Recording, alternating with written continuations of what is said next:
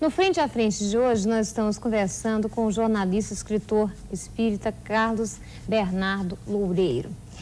Bernardo, a gente sabe que agora a TV Globo, por exemplo, está exibindo um programa, né, pela manhã, às 6 horas da manhã, me parece uma vez por semana. Às quintas-feiras. Às quintas-feiras, justamente a respeito do tema sobre espiritismo e sobre reencarnação especificamente, né?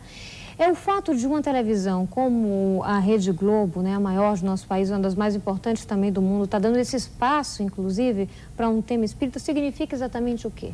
Você vê que esses temas precisam ser tratados, porque não é que a doutrina espírita pregue mais especificamente, mas é um tema que diz respeito à própria humanidade. Desde épocas recuadas, como nós já falamos aqui, que a reencarnação, o princípio da reencarnação, era admitida em todas as civilizações, né? Todas. Inclusive os gregos criam na reencarnação, como Pitágoras fala, embora falasse também da metempsicose, que seria a reencarnação de almas humanas e animais, o que é um absurdo, né? Isso daí era um absurdo. Era o chamado exoterismo egípcio. Existe o exoterismo, quer dizer, o S para dentro e o X para fora.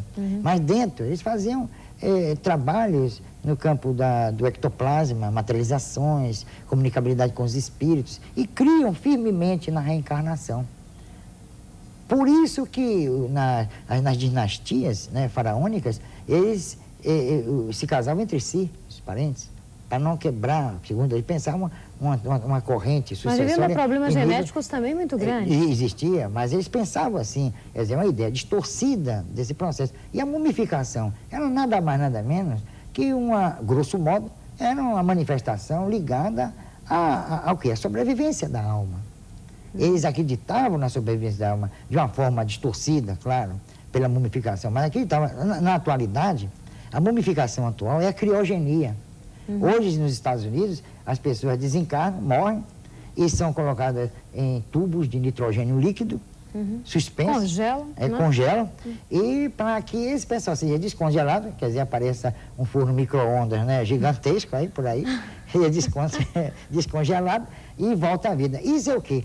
É um anseio delirante de imortalidade que motivou, veja, na era moderna, na nossa era, tecnologia avançada. O mesmo anseio de imortalidade distorcido da agora é o mesmo de 4.000 anos, né, atrás. que caracterizou. Mas no bloco anterior, a gente estava falando a respeito de alguns espíritos que ainda estão aqui e que de alguma forma não sabem sequer como se ajudar também.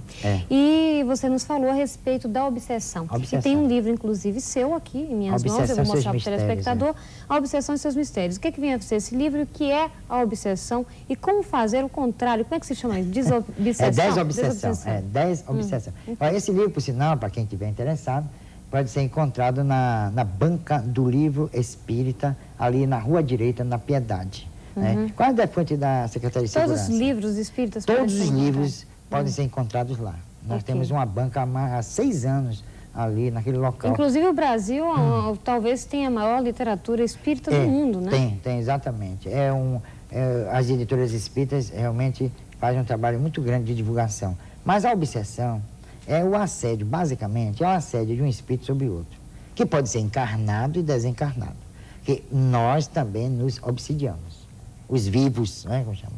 Por exemplo, o ciúme é uma forma de obsessão e pode levar até ao crime, pode levar também a anular a individualidade do outro, pode levar também ao suicídio. Então, é um tipo de obsessão entre encarnados, um assediando o outro, simultaneamente. Há também no plano espiritual, os espíritos também, um assediando o outro. E há também encarnados obsidiando espíritos. Por exemplo, a pessoa desencarna, como nós já tratamos um caso assim. A pessoa desencarna, morre, o marido, e a mulher, a viúva, se trancou dentro do quarto, se vestiu toda de preto, botou um retrato do marido, 2 velas, e aí ficou naquela lamentação, não queria tomar banho, não queria se alimentar.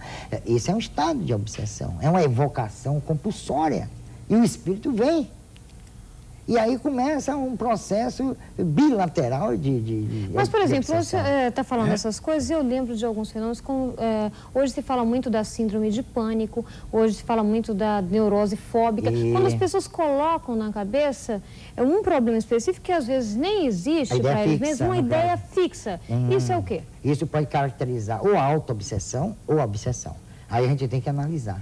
Geralmente essas ideias fixas, né, que estudado pela criminologia, diga-se de passagem, nós fizemos até um seminário sobre obsessão e criminologia e destacamos também esse aspecto. A ideia fixa pode levar a pessoa ao suicídio, por exemplo, né?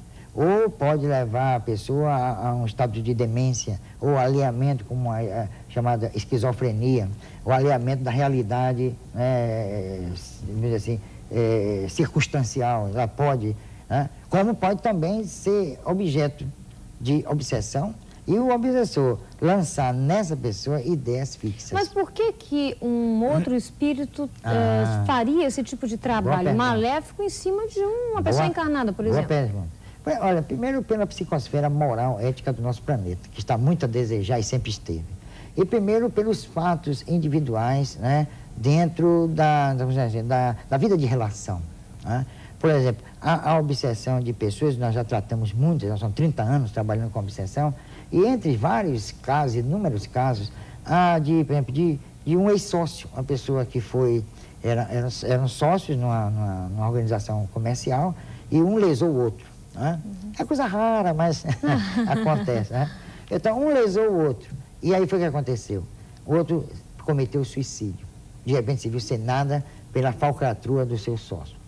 E ele volta, depois de um estado de perturbação natural, que acomete a todos aqueles que chegam no mundo espiritual, seja lá como, né, violentamente ou mesmo em morte chamada natural, mas há, e dependendo de cada indivíduo, né, uma gradação muito grande, uma variedade enorme de situações, e ele volta e começa um processo obsessivo, assediando, interferindo na vida do encarnado. Qual o papel, então, agora de um espírita ou uma pessoa que pode promover essa desobsessão? Certo. Aí, na obsessão, pode se configurar, assim, aparentemente, um estado de patologia, um estado, assim, de loucura.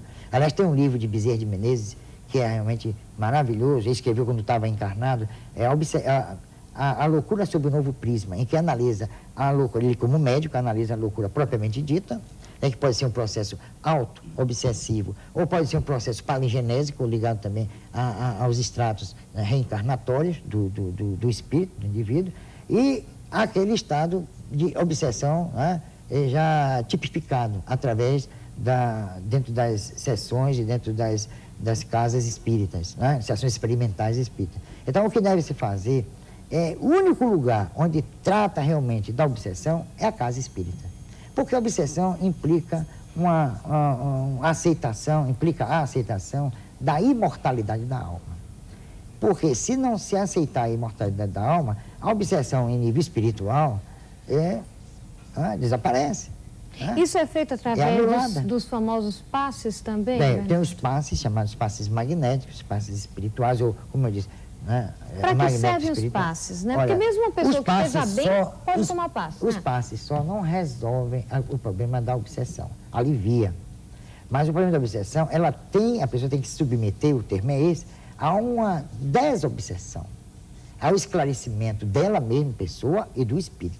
É o que nós fazemos lá no Teatro Espírita Leopoldo Machado, domingo à tardinha, segunda à noite, quinta pela manhã, às 10 horas da manhã, e sexta à noite. Então, tem que fazer um trabalho de desobsessão, é um trabalho lento, é um trabalho até certo ponto que exige muita perseverança da pessoa que está sendo tratada, exige muita força de vontade, porque vários empecilhos, vários impedimentos surgem, né, no curso do tratamento, motivados às vezes esses impedimentos pelo próprio obsessor ou pelos obsessores. Então, não é um trabalho também de afastar o obsessor, como se fosse uma coisa indesejável, não é isso. Ele é um ser sofrido, precisando também de ajuda, precisando de amor, precisando de compreensão, de entendimento. E ali, como eu sempre considero que o espírito é gente, ele tem sentimentos, como todos nós temos. Então a pessoa não vai a uma casa espírita para se livrar do problema, nada disso. Ela vai à casa espírita para que juntos, todos juntos, possamos resolver o problema. e que todos realmente saiam dali reabilitados, né? E conscientizados de que aquela situação não pode perdurar.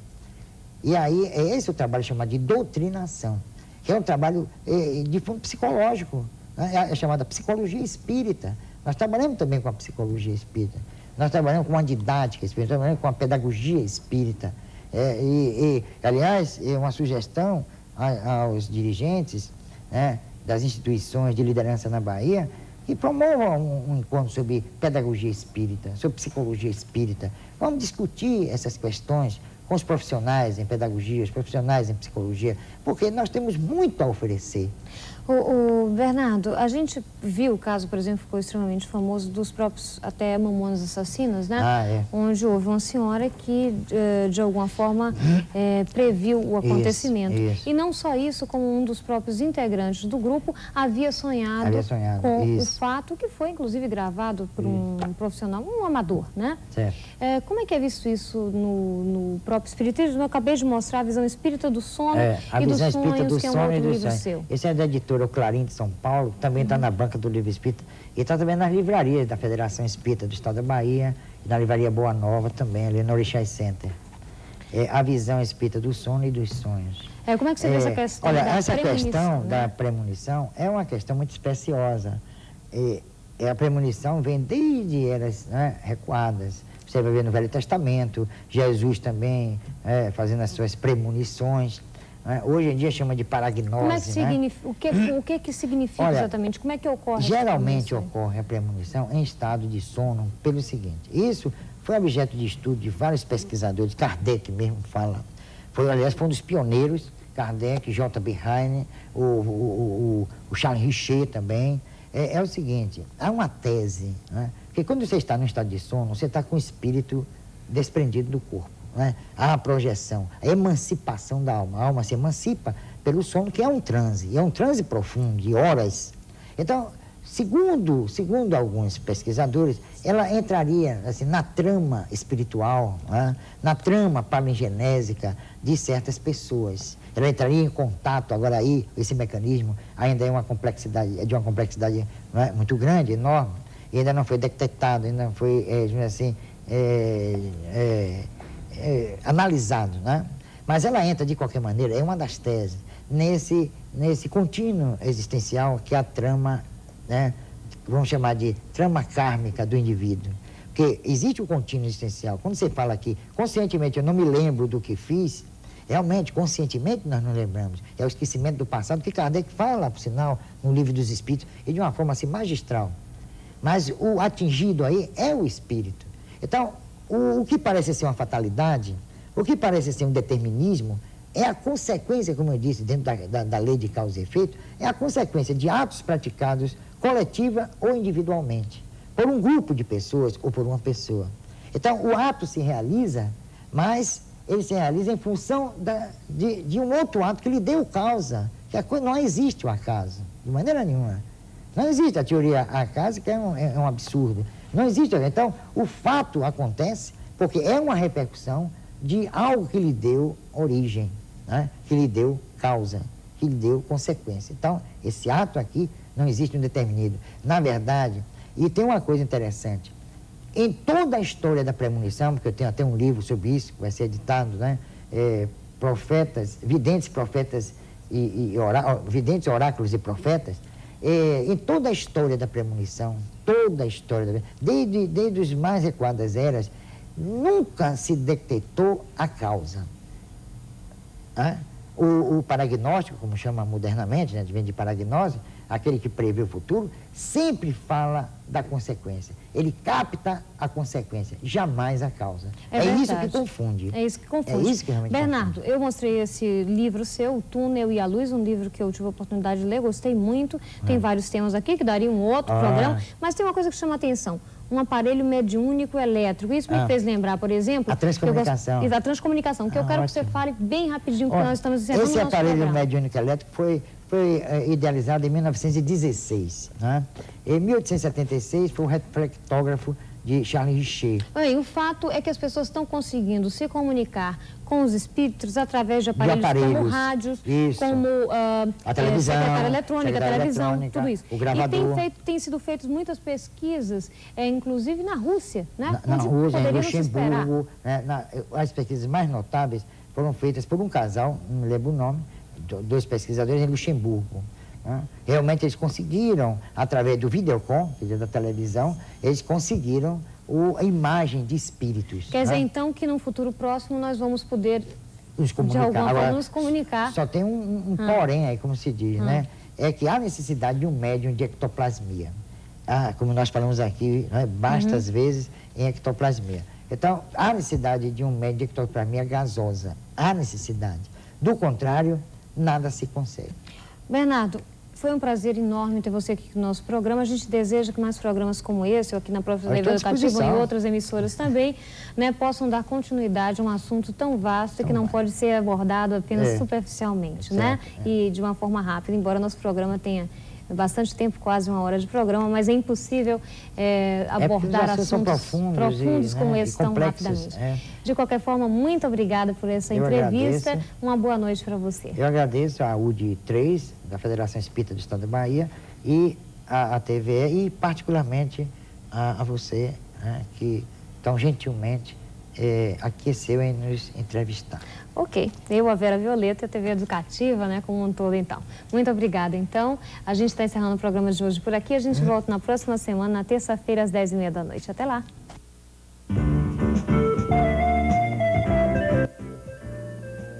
ZYA 299 TVE, Canal 2, Salvador, uma emissora do IRDEB. Assista agora a sessão documentário.